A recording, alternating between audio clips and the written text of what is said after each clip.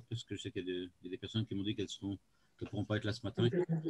Pour la visite que j'ai faite à... Non, vérifie si tu as eu la Etraïvout. De qui? Ok. Pour la consultation. On entend bien. Merci. On va bien? Ok, très bien. Donc, pour le moment, voilà. Non, il faut vérifier si tu l'as.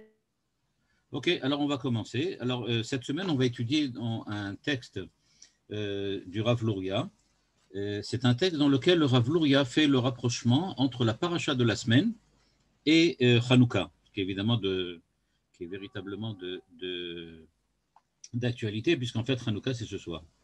Donc, on va voir un peu comment, pas directement, comment dans la paracha on fait allusion à Hanouka. Évidemment, c'est un peu difficile de le montrer, mais il va plutôt essayer de nous montrer qu'il existe un parallèle au niveau des idées entre ce que la paracha essaye d'exprimer au niveau de la personnalité de Yosef, la personnalité de Yaakov, et le fait qu'on allume les bougies à Hanouka et le miracle de la lumière de Hanouka. Alors voilà le texte du Rav Luria. Attends, je veux que je ne me trompe pas parce qu'il y en a plusieurs. J'espère que c'est le bon. Oui, c'est le bon. Voilà. Dans ce texte, le Rav Luria donc va nous montrer quelle est la particularité de Yosef ou de Yaakov qui correspond à la fête de Hanouka. Qu'est-ce qui se passe chez eux pour qu'on puisse trouver un rapport, un rapprochement entre eux et Hanouka. La première chose que fait le Rav Luria, c'est de ramener le Rashi, très célèbre, qui raconte qu'à la fin donc, de la paracha, ou plutôt au début de la paracha de Toldot, pas de Toldot, pardon, mais au début de la paracha qui parle de Ele Toldot Yaakov Yosef, quand on parle de la naissance de Yosef, on voit apparaître dans Rashi un midrash qui essaye de conforter le rapprochement qu'il y a entre la fin de la paracha d'avant et celle-ci. Et le fait est que la semaine dernière, on a vu la liste des descendants de Esav. Qui étaient les descendants d'Esav, qui étaient tous des hommes d'armes, tous des militaires. Et la Midrash demande la chose suivante. Comment se fait-il que, d'une part, on ait le nom de tous les descendants de Esav, et que tout de suite après, on nous dit que voilà la descendance de Yaakov, c'est Yosef. Comme si on essayait de faire un parallèle entre le fait que Yaakov a eu un enfant, Yosef, il en a eu d'autres, mais on insiste surtout sur Yosef, et que de l'autre côté, on parle des dizaines et des dizaines de généraux et des hommes d'armes de Esav. Et le Midrash dit la chose suivante. Le fichera Yaakov kol ha'alufim alelu shel Esav, tama ve'amar mi yachol lichbosh et kulam.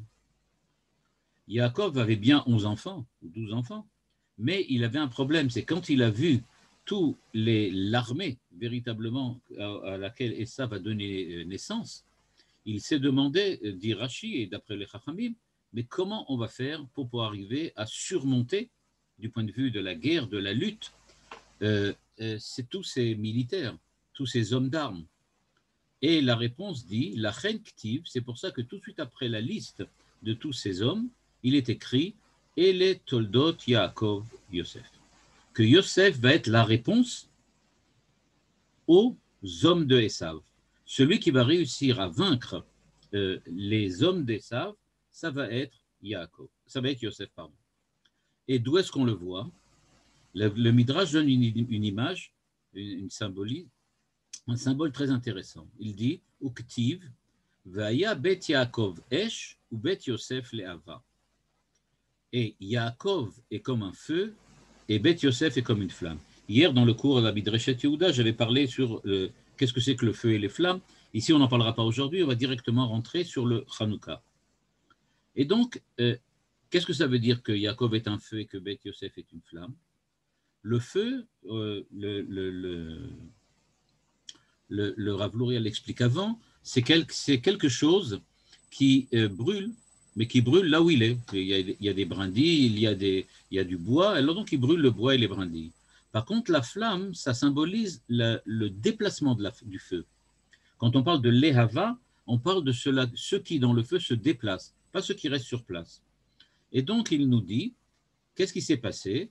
Yaakov est un feu, Beth Yosef est une flamme, et donc quand Beth Esav les cache, dit le verset, et que tous les hommes de Esav sont comme de la paille, et donc il suffit de Nitzot Echad Yotze mi Yosef, il suffit que la flamme de Yosef, il y ait une petite étincelle qui jaillisse de cette flamme, et elle met le feu à toute la paille, Vemechale Vesoref et Kulam, et elle détruit absolument tous.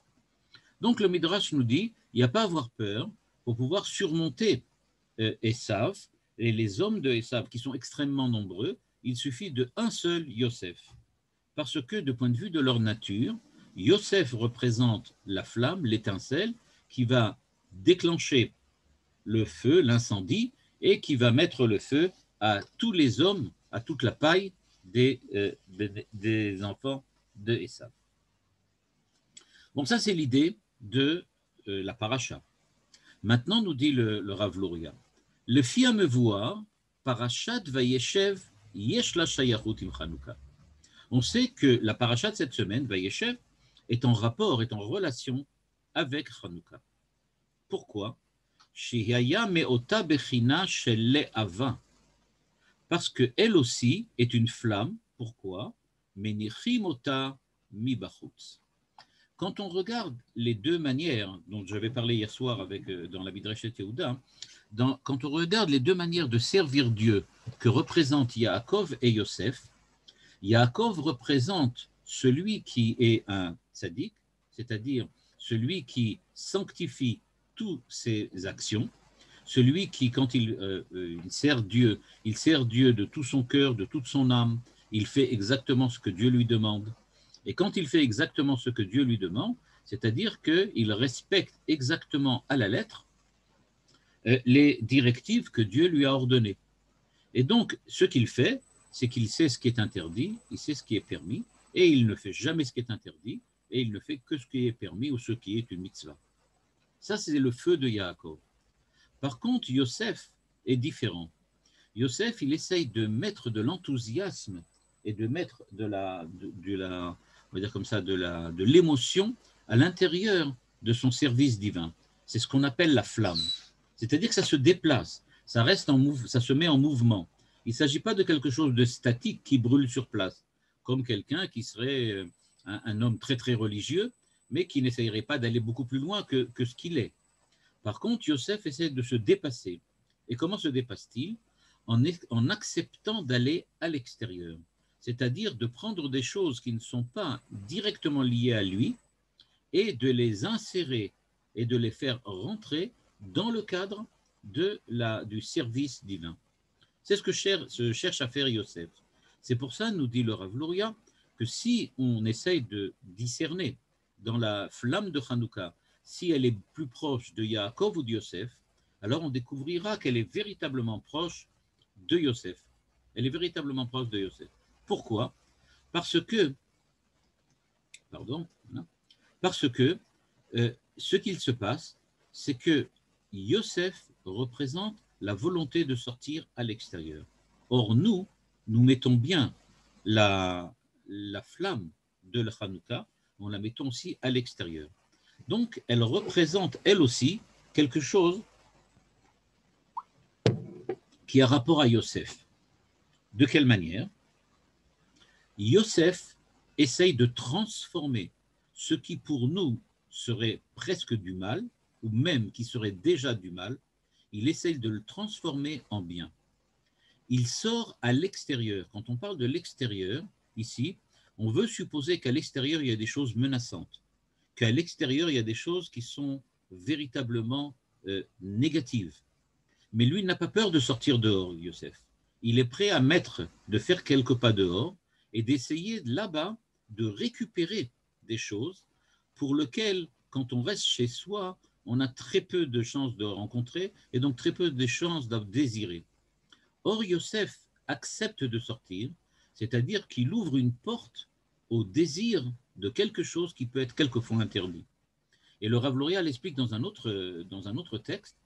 Il nous dit que Yosef avait cette capacité exceptionnelle de vouloir, de désirer, même de manière profonde, des choses qui parfois étaient interdites, parce qu'il avait la capacité de ne les utiliser que pour la Avodat Hashem, que pour le service divin. C'est-à-dire que, supposons qu'il y ait quelque chose qui soit complètement interdit, comme par exemple, je ne sais pas moi, d'allumer un feu Shabbat.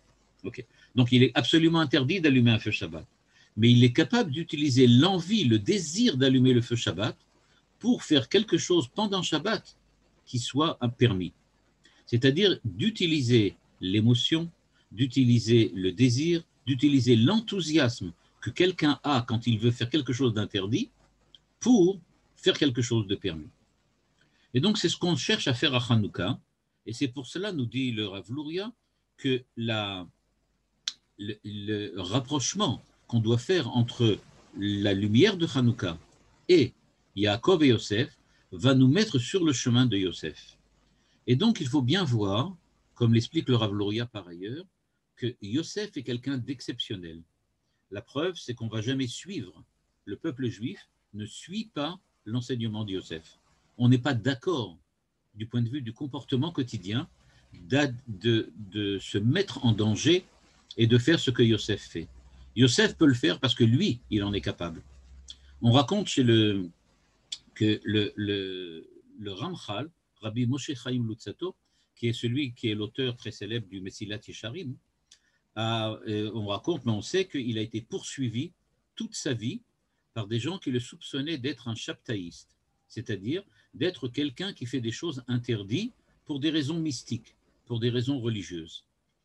Et donc, on reprochait au Ramchal, à Rabbi Moshe Chaim Luzzatto, d'être comme Yosef, c'est-à-dire d'avoir le désir de faire des choses interdites, mais alors que Yosef réussissait à surmonter les choses interdites et de ne jamais les faire, il ne faisait jamais ce qui est interdit, mais il utilisait cette passion qu'il avait pour les interdits afin d'augmenter et d'améliorer son service divin. On a reproché au Ramchal de s'être laissé prendre au piège de l'interdit et de faire des choses qui étaient vraiment interdites. Et le Ramchal, dans une lettre très célèbre à laquelle il répond à son maître, qui lui reproche donc d'avoir des tendances chaptaïstes, d'être quelqu'un comme Shabtai Tzvi, qui a essayé d'imposer les interdictions, qu'on fasse des interdictions. Il répond et il explique comment il est capable de prendre un texte qui est un texte qui, a priori, essaye de prouver que ce qui est interdit pourrait être permis, et que lui, il est capable de le prendre et de montrer qu'il y a aussi des résonances qu'on est capable de faire et qu'on a le droit de faire dans le cadre de la Torah. Et donc, il montre que dans les textes de Shabtai Tzvi, ou même dans les textes de son maître, qui s'appelait à l'époque Nathan Azati, il y a des choses qu'on peut récupérer, c'est-à-dire il y a des idées qui sont vraies, véridiques, et qui sont aussi des idées de Torah, même si elles sont écrites par quelqu'un qui a l'intention, grâce à ces idées-là, de montrer qu'on a le droit de transgresser la Torah. Et donc, il a montré ça à son maître, il a donc montré cette virtuosité qu'il avait, et auquel il était capable donc de prendre une idée qui est une idée, on va dire, révolutionnaire, et qui est une idée qui était anti-toranique, et donc il prenait une idée anti-toranique et il pouvait la transformer et la faire devenir une idée toranique. Il était capable de passer de l'un à l'autre. Et donc Rabbi Moshe Chaim Luzzatto a envoyé ça à son maître, et il lui a montré, pour celui qui lit la lettre, c'est exceptionnel de voir avec quelle virtuosité il est capable d'expliquer un texte qui est anti-halacha et montrer qu'en fait, on peut en tirer une idée qui est dans la halacha. Et donc, une fois qu'il a fait ça, son maître lui répond, oui, d'accord, toi, tu es capable de le faire, mais qui nous prouve que tu le fais toujours correctement? Peut-être qu'il y a des fois où tu te trompes. C'était ça le problème de Yosef, et c'est ça le problème de Moshe Chaim Luzzatto aussi. C'est-à-dire que pour des gens normaux, pour des gens comme nous, comme je l'expliquais hier soir, pour des gens comme nous, c'est extrêmement difficile de suivre le chemin de Yosef. C'est pour cela que la fête de Hanouka est une fête exceptionnelle. Ce n'est pas tous les jours que, nous dit le Rav Luria, où on prend la lumière, la bougie, et qu'on la met à l'extérieur, et qu'on la fait tourner vers l'extérieur. C'est 8 jours par an, et c'est vraiment exceptionnel. On ne peut pas le faire tout le temps. On ne peut pas vivre tout le temps à ce niveau-là, parce que c'est extrêmement difficile à cause on va dire comme ça, de tout ce que le monde extérieur nous présente et de tout ce qu'on risque de déraper à cause de cela, on ne peut pas se permettre de le faire tout le temps. Et donc, nous dit le Rav Luria, ici, donc c'est ça le rapport avec Hanouka. C'est-à-dire que, en fait, on met la lumière à l'extérieur. Et il rajoute cette idée-là. Pourquoi mettons cette lumière à gauche de la porte, alors que l'on sait que tout ce qui est important dans le Beth Amikdash est toujours fait par la droite. Par exemple, quand quelqu'un rentrait dans le Beth Amikdash et qu'il devait vérifier si personne n'a essayé de forcer les portes, les Lévi'im devaient vérifier si personne n'avait essayé de forcer les portes, s'il n'y avait pas des gens, des intrus qui s'étaient introduits à l'intérieur du Beth Amikdash, etc. Leur ronde commençait toujours, ils rentraient et tournaient à droite. Quand les Kohanim montaient sur l'autel, ils montaient et tournaient à droite. À chaque fois, ils devaient utiliser la main droite. C'est-à-dire qu'on donne toujours la prépondérance à la droite sur la gauche. Or là, on nous dit, quand vous prendrez la menorah à Hanouka et que vous allez la mettre dehors, vous allez la mettre du côté gauche. Et pourquoi? Nous dit le Rav Luria, pourquoi on la mettait du côté gauche? Eh bien parce qu'il s'agit de quelque chose qui est hors de la norme, qui est hors norme. Ce n'est pas quelque chose de normal. On n'est pas ici dans un cadre normal, comme je l'ai expliqué tout à l'heure. Ce n'est pas quelque chose qu'on peut faire tous les jours au quotidien. C'est quelque chose que de temps en temps, on peut faire quand on est quelqu'un d'exceptionnel, et peut-être que quelqu'un qui est vraiment, vraiment exceptionnel, comme le Ramchal ou bien comme Yosef, pourra le faire plus longtemps et plus souvent. Mais aller être attiré par le mal, essayer d'être attiré par le mal pour transformer le mal en bien, c'est quelque chose qu'on ne demande qu'à des gens d'exception et qu'en fait on ne demande à personne, sauf si la personne elle-même se sent capable de pouvoir le faire. C'est un petit peu comme à l'armée, quand on doit faire une mission extrêmement difficile ou extrêmement dangereuse, on demande qui est volontaire. C'est quelque chose dans lequel tu peux être volontaire, mais on ne peut pas le demander. La Torah ne peut pas imposer la conduite de Yosef à l'ensemble du peuple d'Israël.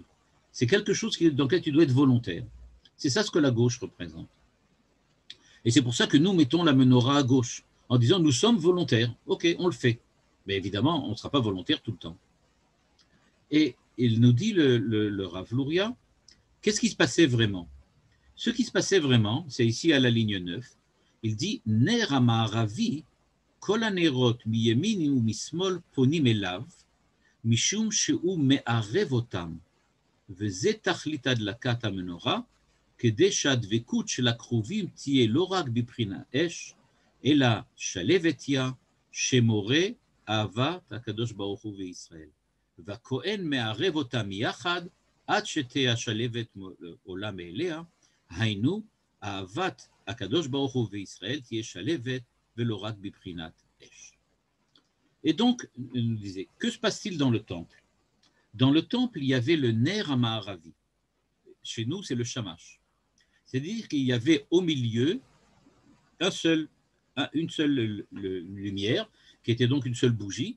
Il y en avait 3 d'un côté, 3 de l'autre, et tous se tournaient vers celle qui était au centre.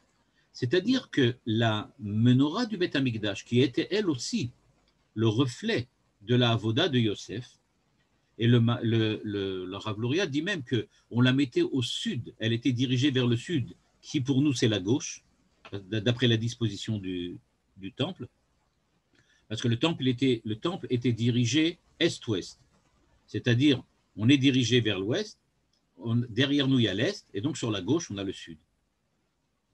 Et donc le sud c'est la gauche en fait. Et donc pourquoi la menorah a été placée aussi à gauche dans le Beth Amikdash? Parce qu'elle demande de faire quelque chose qui est exceptionnel. Non seulement on doit sortir à l'extérieur, on doit aller vers la gauche. Se rappelle que dans la Kabbalah, par exemple, on dit que la gauche, c'est le mal, la droite, c'est le bien. C'est le din par rapport au rachamim, au chesed, pardon. Et donc, dans cette optique, nous dit le Rav Luria, que faisait la menorah du Beth Amikdash? La menorah du Beth Amikdash, elle avait pour rôle d'unifier. Elle unifiait la gauche et la droite. Les 3 lumières de droite se tournaient vers le centre, les 3 lumières de gauche se tournaient vers le centre. Grâce à la menorah et le nerf central, on arrive à lier, à unifier les trois lumières de gauche avec les trois lumières de droite. On va expliquer ça de manière un peu plus, on va dire comme ça, actuelle. La manière de droite, c'est Esh, c'est-à-dire être capable de faire la Torah comme elle est. La manière de gauche, c'est de ne pas vraiment faire la Torah, c'est de faire quelque chose qui n'est plus dans les limites de la Torah. Comment peut-on faire rentrer la gauche avec la droite et l'unifier? Nous dit le Rav Luria, grâce à Yosef. Yosef, c'était celui qui était capable d'unifier gauche et droite, c'est-à-dire unifier ce qui est évident à l'intérieur même de la Torah et ce qui n'est pas vraiment évident à l'intérieur de la Torah et qu'il faut aller, on va dire comme ça, creuser bien profondément pour découvrir comment c'est lié quand même à la Torah. Imaginez peut-être cette façon-là, de Manitou l'explique d'ailleurs, que quand on regarde le monde, on voit le monde de la nature. Le monde de la nature, ce n'est pas le monde du Beth Amidash, ce n'est pas le monde du Beth Amidrash, ni le monde du Beth Amikdash. C'est un monde qui est complètement, pour la plupart des hommes, profane.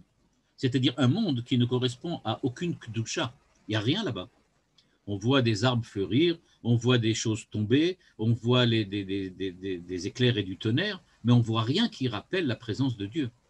Découvrir la présence de Dieu à l'extérieur, dans le monde, ça correspond à quelque chose qui est, on va dire de cette façon-là, pas du tout compris à l'intérieur de l'ordre et à l'intérieur des directives habituelles de la Torah.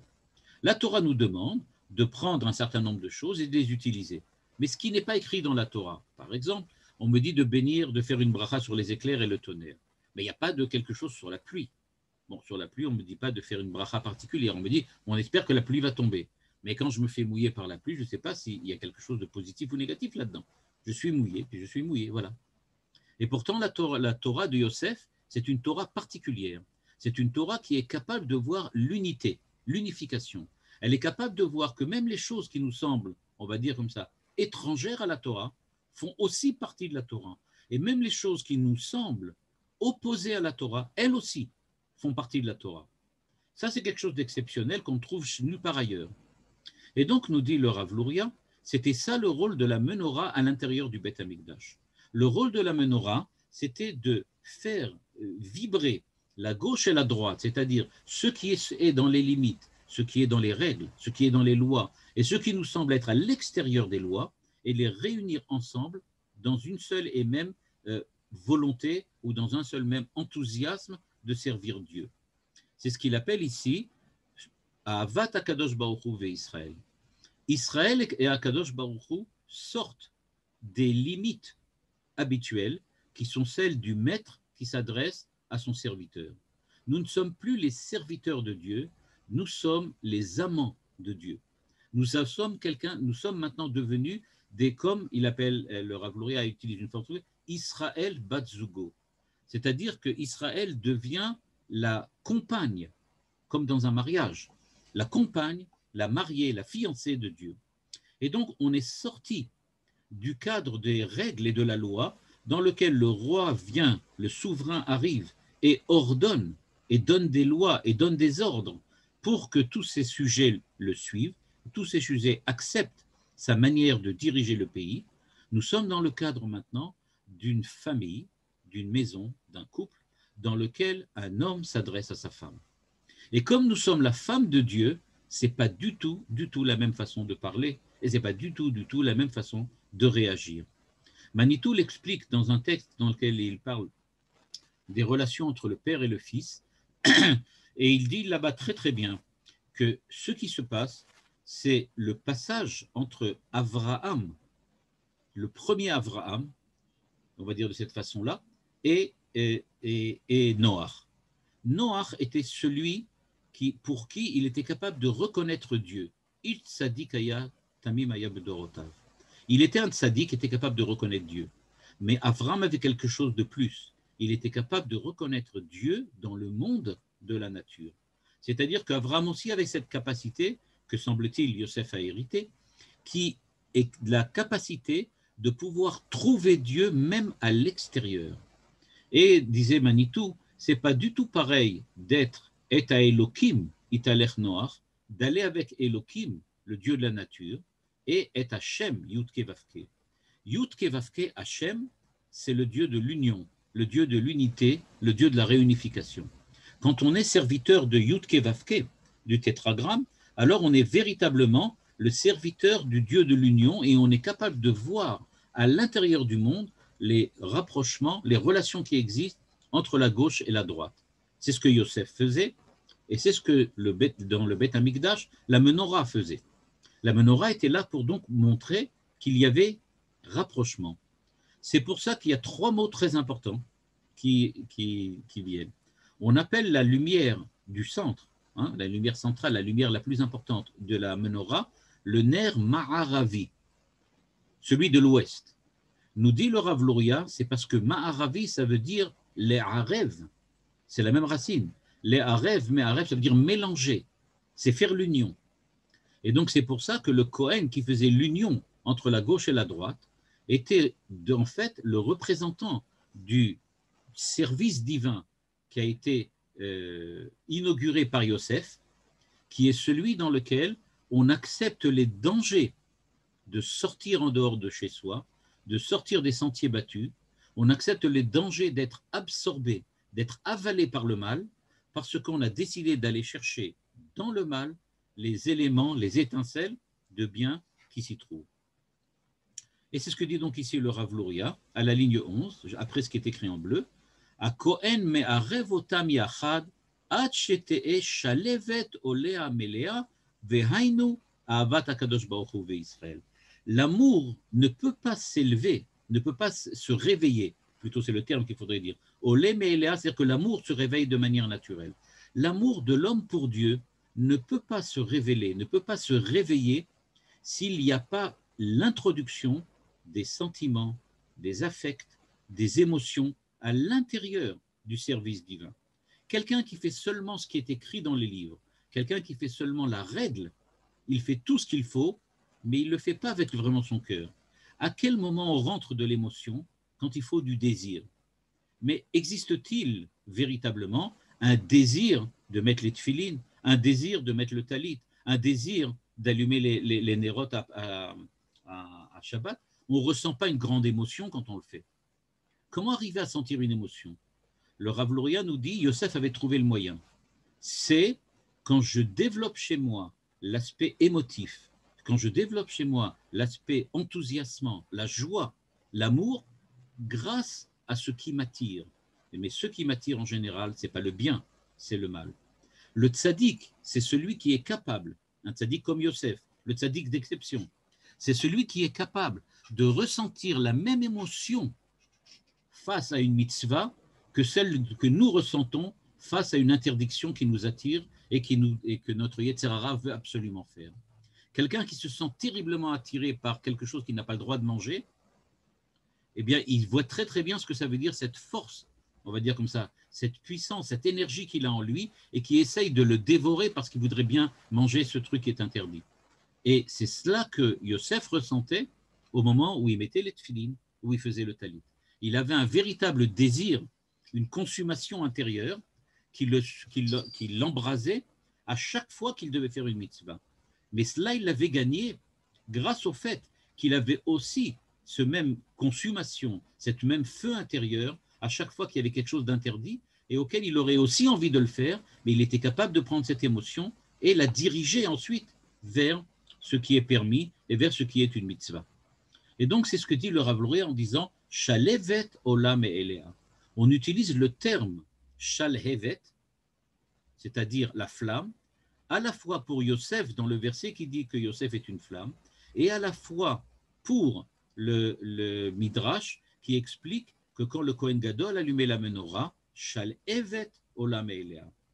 En fait, en allumant la flamme du centre, la flamme du milieu de la menorah, le Kohen Gadol faisait exactement ce que Yosef faisait. C'est-à-dire qu'il faisait l'union, qu'il faisait le rapprochement entre la gauche et la droite, entre ce qui est permis et ce qui nous semble globalement interdit, mais que Yosef avait découvert qu'à l'intérieur, il y avait encore quelque chose.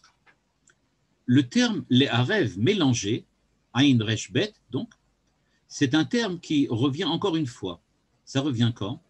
le fait que nous allumons la Dlakat HaMenorah au Beth Amikdash et chez nous, elle se fait ben à Arbaïm. Encore une fois, Erev, le soir, Arbaïm, entre les deux soirs. Pourquoi? Chez Azadin Shelai Laila Mitgaber, ligne 14, Veikar Mitzvat Adlaka ou Balayla, c'est Az Yesh Shilton Adin, Vekoach HaMenorah Lachnis et Adin, Yachad, Ima Chesed. Et donc, pourquoi le fait-on ben à Arbaïm, à la limite entre le jour et la nuit? Parce qu'effectivement, Yosef est à la limite entre le jour et la nuit. Yosef est exactement au milieu. Il est justement là où on peut attirer la nuit à l'intérieur du jour. On peut prendre ce qu'il y a dans le jour et découvrir ce qu'il y a de bon dans la nuit. Et donc, il est capable de faire ce que personne n'a fait jusqu'à présent, à savoir, comme maître d'exception, de lier les deux ensemble. Et c'est ce que nous faisons aussi avec la menorah. Nous allumons la menorah juste à la tombée de la nuit, pour bien dire, nous sommes capables de récupérer des étincelles, de la lumière, et c'est celle-là qu'on allume. D'un certain point de vue, c'est comme si on disait, nous avons aspiré la lumière de la nuit, et cette lumière-là, on l'a déposée sur les bougies, et c'est celle-là, et c'est cette lumière que nous montrons la nuit quand on allume la menorah juste à la tombée de la nuit, juste au moment où la nuit va commencer. Et, dit le Rav Luria, dans le texte, il est écrit dans le Midrash, et on est ici, on est écrit ici que la lutte des Hashmonaïm, maintenant on va passer à Hanouka, la lutte des Hashmonaïm était donc contre les Grecs. Qu'est-ce que ça veut dire maintenant que la lutte des Hashmonaïm était contre les Grecs? Qu'est-ce que voulaient les Grecs et qu'est-ce que voulaient les Hashmonaïm? On sait maintenant que la lumière de Hanouka, c'est, on va dire de cette manière-là, c'est le travail, l'œuvre, l'ouvrage de Yosef. Mais comment? Qu'est-ce qui s'est passé à cette époque-là? Maintenant, le Rav Luria va nous montrer que dans l'histoire de Hanouka, les Grecs vont représenter exactement ceux qui veulent nous faire rester dehors. C'est-à-dire la beauté de l'explication du Rav Luria, c'est qu'il a réussi, et vous allez le voir comment tout de suite, il a réussi à lier l'histoire de Hanouka elle-même en nous montrant que les dangers que nous supposions exister dans la manière dont Yosef sert Dieu, c'est-à-dire qu'il est prêt à se mettre en danger, à sortir dehors pour essayer de récupérer là-bas ce qui est possible d'être récupéré à l'intérieur du service divin, justement, ces dangers sont représentés, sont véritablement personnifiés par les Grecs. Les Grecs représentent le danger en lui-même, c'est-à-dire cette force qui essaye de nous faire rester à l'extérieur, cette force qui a donné, en fin de compte, historiquement, l'existence à Shabtai Tzvi, à Jacob Frank et à tous ceux qui ont essayé de prouver qu'on peut très bien transgresser la Torah parce que c'est permis. En fait, la Torah ne voulait pas nous permettre. Je rappelle qu'il y a déjà eu quelqu'un qui a fait ça il y a très très très longtemps. Celui qui a fait ça il y a très longtemps, c'était le serpent qui s'est adressé à Adam et à Chava. Quand le serpent s'est adressé à Adam et à Chava, il leur a pas dit qu'il n'y a pas d'interdiction, mais il leur a dit Dieu a caché dans l'interdiction quelque chose de permis. Et donc, ne faites pas attention à l'interdiction. Vous pouvez très bien transgresser ce que Dieu a dit, parce que dans la transgression même, vous allez découvrir quelque chose de permis, vous allez découvrir quelque chose de supérieur, quelque chose de sublime et de suprême. Et donc, dit le Rav Luria, enfin, il ne le dit pas, c'est moi qui le dis, mais c'est parallèle au Rav Luria. Donc, il dit, comme le dirait le Rav Luria, donc, qu'est-ce qu'a fait le serpent? Le serpent, c'était celui qui a dit, si vous faites ce que Yosef préconise, vous allez, oui, transgresser la Torah, mais ce n'est pas grave. On peut très bien le faire. Et vous n'avez pas besoin de la Torah pour faire ce que Dieu demande. En fait, ce que Dieu vous dit, c'est de faire la Torah, mais en fait, il ne le veut pas vraiment. Ce qu'il veut, c'est que vous la transgressiez. C'est ça les Grecs. C'est-à-dire, les Grecs sont comme le serpent. Ils vont essayer de nous prendre, nous, et nous dire, ah, vous voulez venir chez nous, récupérer quelque chose pour le rentrer à l'intérieur de la Torah. On va vous montrer que ce quelque chose, lui, il va vous indiquer un autre chemin que celui de la Torah. Vous essayez de récupérer quelque chose, mais sachez que ce quelque chose, il va vous effacer la Torah, parce que la Torah est superflue. Et voilà ce que nous dit le Rav Luria, ligne 16. On voit dans le Midrash que les Grecs on dit la chose suivante. Kitvu lachem al keren ashor she'en lachem chelek be'Elohei Israël. Vous allez écrire sur la corne d'un taureau que vous n'avez plus aucune part avec, en commun, en partenariat avec le Dieu d'Israël. C'est-à-dire, qu'est-ce qu'ils veulent exactement? Le Rav Luria demande, mais qu'est-ce que c'est que cette histoire de taureau et de corne? Eh bien, le taureau, quand on regarde la description du prophète Ézéchiel, le taureau, c'est une des quatre visages qui sont sur le char divin. Et ces quatre visages qui sont sur le char divin, il y a un lion, il y a un homme, il y a un taureau. Eh bien, un de ces visages qui est le taureau était celui de la gauche. C'est-à-dire, qu'est-ce que disent en fait les Grecs? Ils disent la chose suivante. Regardez bien, qu'est-ce que vous voulez faire? Vous voulez venir ici chez nous. Sachez que si vous allez venir chez nous, vous allez devoir nécessairement y rester.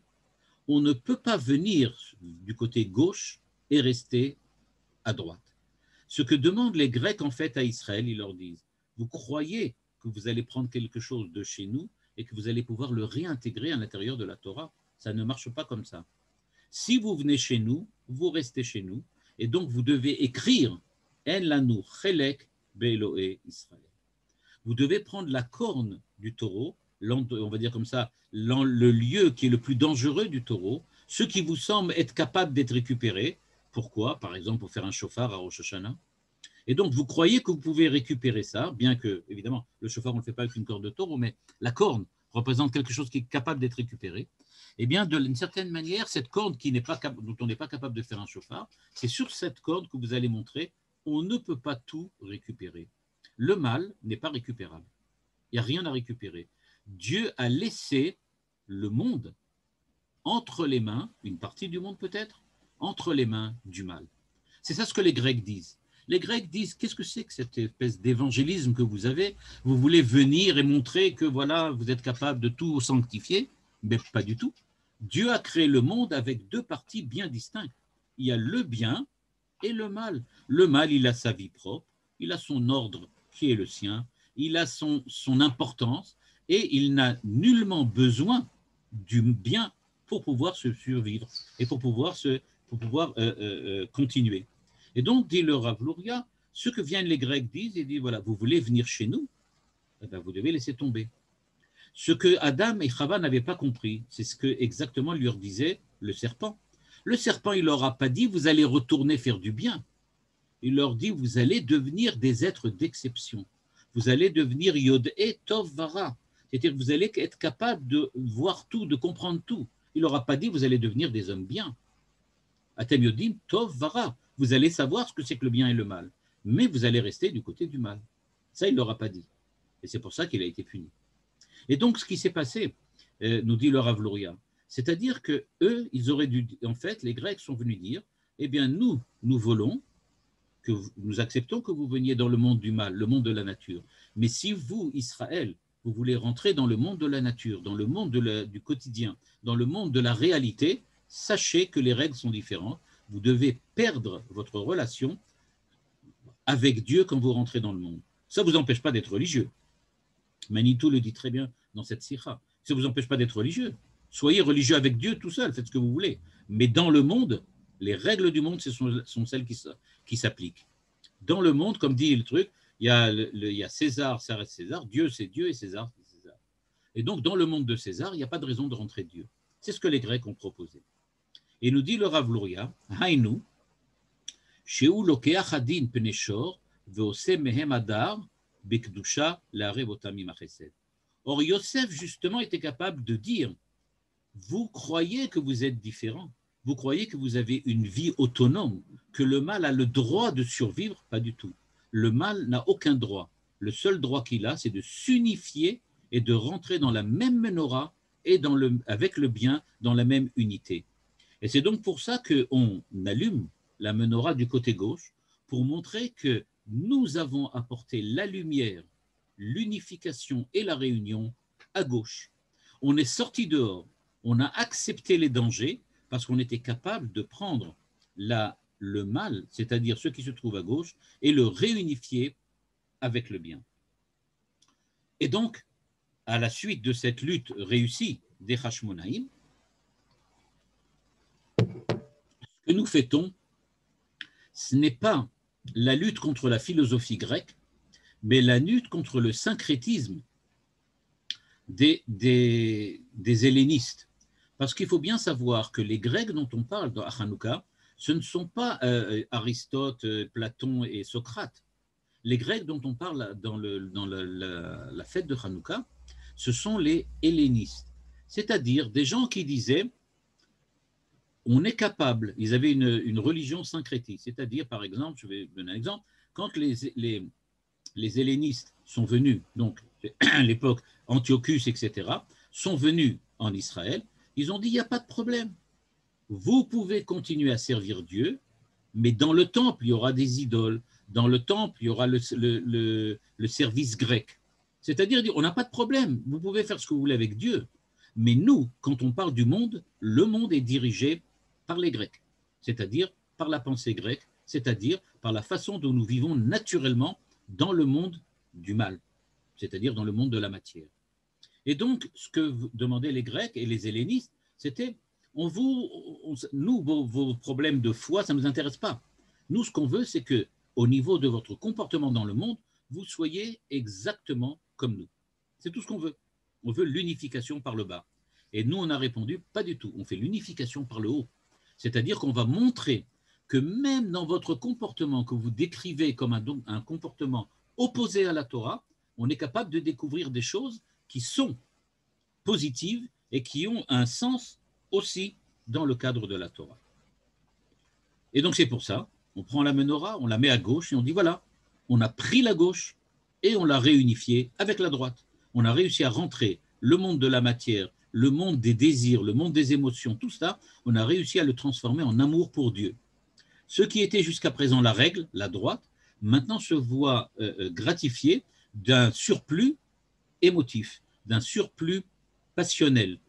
Grâce à quoi? Grâce au fait qu'on a pris l'émotion et la passion qui embrase quelqu'un qui veut faire quelque chose d'interdit pour l'introduire à l'intérieur de la Torah.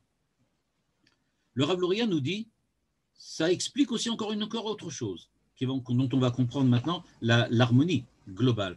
Les Grecs avaient fait autre chose, nous disent les Chachamim. Ils ont interdit 3 choses bien particulières. Ils ont interdit à Israël d'apporter les corbanotes de Rosh Chodesh, de faire la Mila et de garder Shabbat. C'est les 3 choses qu'ils ont demandées. Et le Rav Luria de demander, ligne 23, mais alors pourquoi ces 3 choses-là particulières? Parce que précisément, c'est cela ce qui se produit. La Brit Mila, c'est précisément faire quelque chose qui a rapport à ce qu'il y a de plus charnel, à tout ce qui a rapport avec la sexualité, et de l'introduire à l'intérieur de la Kedusha, de montrer qu'on peut faire une bracha en enlevant ce qui est négatif de la Mila, c'est ce qu'on fait au moment de la Brit, et on fait rentrer la sexualité et tout ce qui a rapport à cela à l'intérieur de la Torah. Il dit, cette chose-là qu'on fait, eh bien, c'est précisément l'opposé de ce que les Grecs voulaient faire. Pour eux, on le voit dans les statues, on le voit dans leur culture grecque, le fait d'être nu, le fait de présenter son corps, c'était ça qui était véritablement le summum de la beauté. Et donc, c'est précisément ça ce qu'on faisait. On montrait que grâce à la Brit Mila, qu'au contraire, on enlève ce qui est négatif et on ne récupère que ce qui est positif. Qu'est-ce que c'était Chidush, Chodesh? Chodesh, c'est la lune. Pourquoi? Parce que la lune, c'est pas comme le soleil. Le soleil, c'est tout le temps éclairant. C'est une lumière permanente. Par contre, la lune, eh bien, elle disparaît, elle revient, elle disparaît. C'est-à-dire qu'on sait, encore une fois, que l'obscurité fait partie du cycle lunaire. On a un cycle lunaire qui comporte aussi des périodes d'obscurité. C'est ces périodes-là que l'on considère comme de l'obscurité, mais qu'on est capable de récupérer dans le cadre du cycle lunaire. C'est pour ça qu'il ne voulait pas qu'on fasse Rosh Chodesh. Et enfin, pourquoi Shabbat? Parce que Shabbat, c'est le jour dans lequel on fait le quotidien d'une manière kedosha. Le fait d'avoir envie de manger des bonnes choses, eh bien, on les mange et on est très content de manger des bonnes choses Shabbat, mais on sait que le plaisir, la joie que l'on a, la jouissance que l'on a de faire des choses qui sont agréables, on le réutilise et les réintroduit dans le cadre de l'Avodat Hashem.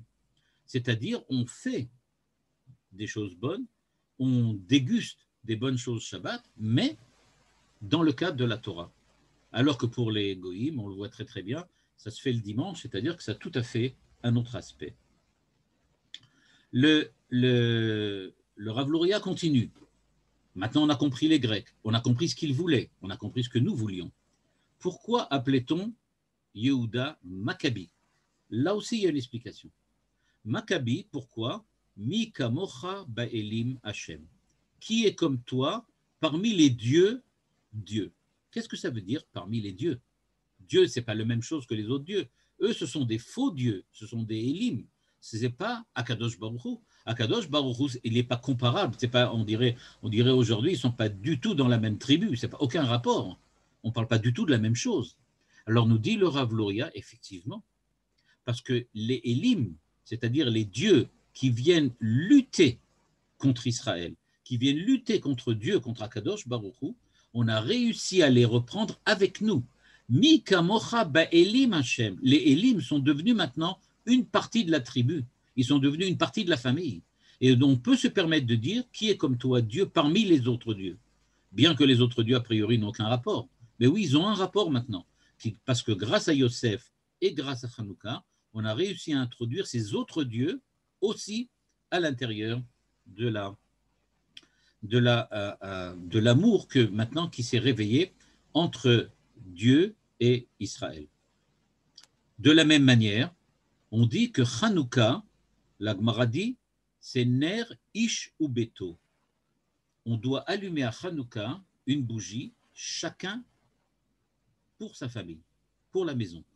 De la même manière qu'en Égypte, c'était exactement ce qui s'est passé. Et donc, qu'est-ce qui s'est passé en Égypte? Eh bien, il s'est passé qu'effectivement, là aussi, ils ont mis du sang, Ishu Beto, ils ont mis du sang sur la porte, et ils ont montré à Pessah qu'effectivement, ils étaient attachés à Dieu malgré les dangers. Il y avait dehors la plaie qui a frappé tout le monde, la dernière plaie, c'est-à-dire il y avait l'espèce de coronavirus qu'ils avaient à l'époque, et donc ça allait tuer tout le monde là-bas, mais on a accepté de mettre du sang, c'est-à-dire on a accepté le danger et on a accepté de le surmonter. Nous dit le Rav Luria, pour terminer, comment se fait-il qu'il n'y a pas de fête à Hanouka? Pourquoi il n'y a pas de fête? Si on regarde bien Pessah, Shavuot, Sukkot, Rosh Hashanah, on a la mitzvah de faire des seudot. On doit faire une seuda, on doit manger. A priori, Hanouka, c'est la fête de la seuda. On aurait dû vraiment dire, voilà, on va manger, on va vraiment beaucoup manger. Pourquoi? Parce qu'on vient fêter le fait qu'on est capable de manger avec de la Gdusha. Alors pourquoi? Pourquoi? Et même à Purim, qui est aussi une fête des Rabbanan, là aussi il y a une seuda. Parce que nous dit le Rav Luria à la ligne 6 ici, Mishum she'u yom shel achnasat adin im hachesed. C'est le jour dans lequel on va lier, unifier le din avec le chesed. Yom shel esh ha'ava bo'eret ben Israël ve'akadosh baruch hu, she'u me'al ha'achila ve'ashtiya. Il nous dit ce qui se passe, c'est que quand tu utilises l'enthousiasme, quand tu utilises la flamme, quand tu utilises la passion pour servir Dieu, ce que tu développes, c'est que tu développes véritablement de l'amour pour Dieu. Et quand tu développes de l'amour pour Dieu et que tu vis cet amour, tu n'en es pas dans les aspects matériels et physiques de cet amour. Je vais donner l'exemple comme ça. Quand il y a deux jeunes mariés qui sont sous la choupa, l'amour qu'ils expriment l'un pour l'autre n'a pas besoin de passer par des relations sexuelles ou par des embrassades. Parce que ce qu'ils sont en train d'exprimer, c'est la réalisation véritable de leur amour profond. Tout le reste, c'est des choses qui accompagnent cet amour profond, qui seront peut-être l'expression de cet amour profond. Mais actuellement, ce qu'ils font, c'est de pas l'exprimer, mais de vivre véritablement l'amour qu'ils ont l'un pour l'autre. Et donc, nous dit le Rav Luria, à Hanouka, nous vivons ce réveil de l'amour qu'il y a entre Israël et Dieu. Et quand se réveille cet amour, eh bien, effectivement, on n'a pas besoin de tout le reste pour l'exprimer, on le vit vraiment tel quel. C'est ce qu'il dit à la ligne 7, que j'ai souligné ici, Esh Ahava Boeret Ben Israël Vakadosh Baruch Hu, Ve'u le Mala, le Ela, ça veut dire en araméen le Mala, le Mala Mibrinat Achila Veshtir. Manger et boire, ça veut dire qu'on peut trouver de la positivité aussi dans les choses matérielles. Mais on n'en est pas là. On en est au fait que grâce à cela, j'ai réussi à devenir l'amant de Dieu, de réussir à devenir la Israël Batzugo. Quand on en arrive à ce niveau-là, il n'y a plus besoin de manger, il n'y a plus besoin de boire. Je ne cherche pas à découvrir l'amour, je l'ai, ça y est, je l'ai. Et c'est pour ça qu'il est dit dans la suite, Anerot alalu kodeshem en lanu reshut leishtamesh baem. Et là, lirotam bilvad, leodot ou lehalel. C'est-à-dire, on doit vivre l'amour comme l'amour pratiquement platonique. On n'a plus besoin de toute cette matérialité. On n'a plus besoin parce qu'on a réussi à la dépasser et qu'elle a servi de tremplin au développement de l'amour lui-même. Et donc, si on veut résumer ce que nous dit donc le Rav Luria, il nous dit la fête de Hanouka, c'est la fête où nous sortons à l'extérieur, nous nous mettons en danger parce que nous voulons que notre service divin, que la manière dont on fait Avodat Hashem, la manière dont on étudie la Torah, dont on fait les mitzvot, soit beaucoup plus vivante. C'est-à-dire qu'elle exprime notre Avodat Hashem, la Torah, les mitzvot, qu'elle exprime un amour profond et réel entre nous et Dieu. Cet amour-là, on l'a découvert comment? En sortant dehors et en développant ce que nous a, on va dire comme ça, ce qui nous attire, ce qui développe chez nous le désir, l'amour interdit, on l'utilise ensuite, pas l'objet du désir, pas l'objet de l'amour, mais le désir et l'amour lui-même, qu'on a réussi à découvrir chez nous, on le développe et on le prend et on l'utilise ensuite pour servir Dieu. Je vais peut-être donner un exemple qui va peut-être mieux exprimer ça. L'exemple du vaccin. Ce que fait un vaccin, on en parle beaucoup aujourd'hui, ce que fait un vaccin, c'est qu'il réveille le corps avec quelque chose d'interdit pour pouvoir ensuite lutter contre la maladie elle-même. Ici, c'est un petit peu la même chose, c'est un peu un vaccin. On est sorti dehors, on a développé en nous des forces pour se mesurer au mal. Comment on les a développées?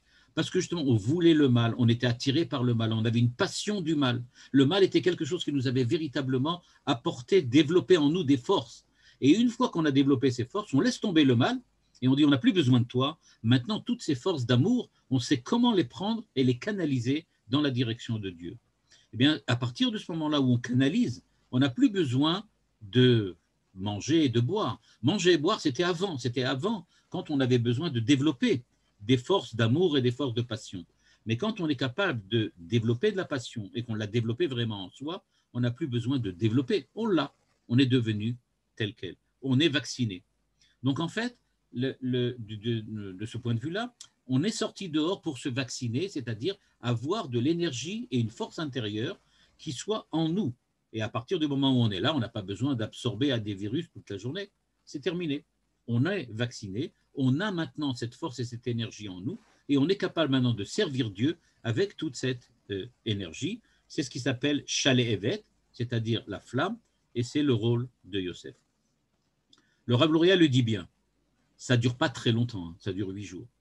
Pour nous, ça nous montre une possibilité de nous dépasser, de nous surmonter.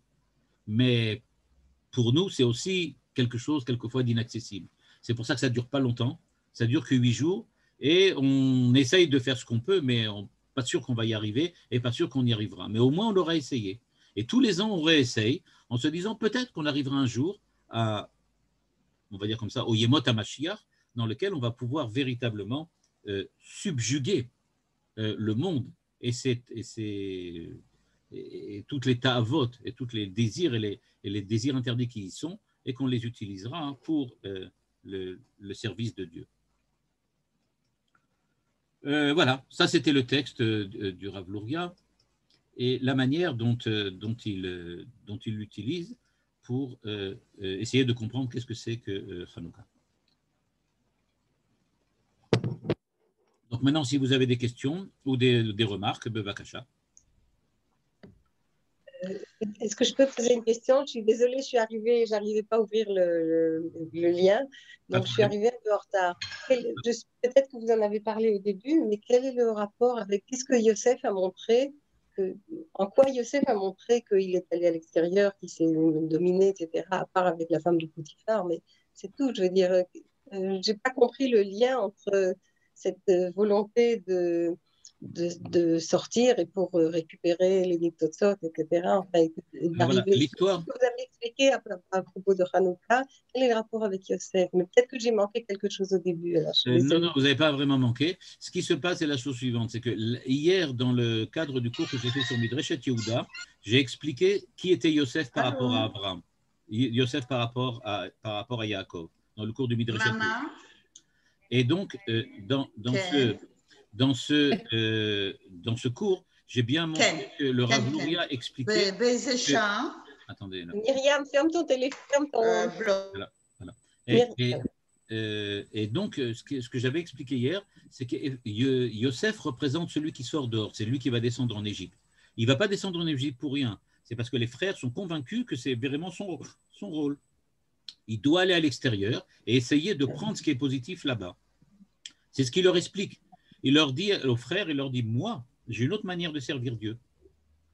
Moi, je suis celui qui est capable vous allez tous vous prosterner devant moi, vous allez tous me servir, parce que vous, ce que vous faites, c'est seulement une première étape. Vous faites ce que Dieu demande et c'est tout. Moi, je fais beaucoup plus que ce que Dieu demande. Je sais être avec Dieu en permanence et je sais ce que Dieu veut, pas seulement ce que Dieu demande. Et ça, c'est ce que j'ai expliqué hier d'après le Rav Luria.